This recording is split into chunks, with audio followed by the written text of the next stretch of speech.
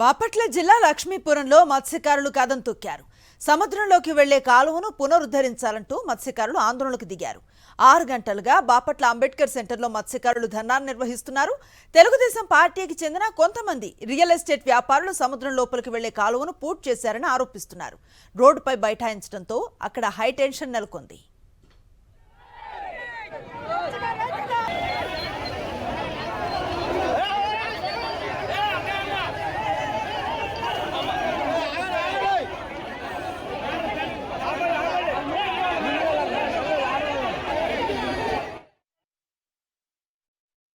కొన్ని తరతరాల నుండి సముద్రం మీద తుఫాన్లుగా ఆటుపోట్లు తట్టుకోవడానికి ఈపురపాలెం స్ట్రైట్ కట్ కాలువ ఏదైతే ఎల్ షేప్ లో ఉందో ఆ కాలువని తాతల నుండి 1970 నుండి అదే కాలువలో మా బోటులను మా యొక్క వ్యాపారాలను వలలను దాంట్లోనే భద్రపరచుకోవడం జరుగుతూ ఉంది.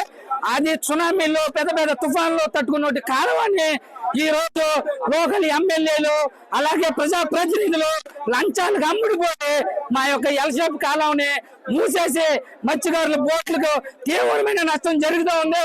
అలాగే ఆ బోట్లు బండరాల వల్ల 20 బోట్లు పగిలిపోయి వాటికి నష్టం జరిగింది.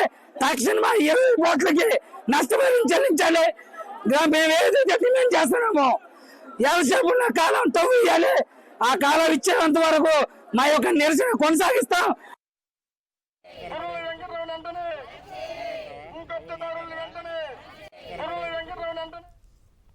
టీడీపీకి చెందిన వారు కాలువను పూర్తి చేసి వెంచర్లు వేశారంటూ 3 నెలల క్రితమే ఆందోళన చేశారు. అయితే అప్పటి కలెక్టర్ పూర్తి చేసిన కాలువను మళ్లీ పునరుద్ధరిస్తామని హామీ ఇవ్వడంతో మత్స్యకారులు ఆందోళన తాత్కాలికంగా విరమించారు. ఇంకా కాలువను పునరుద్ధరించకపోవడంతో ఇవాళ ధర్నాకు దిగారు. ప్రభుత్వం వెంటనే కాలువను పునరుద్ధరించాలని డిమాండ్ చేస్తున్నారు.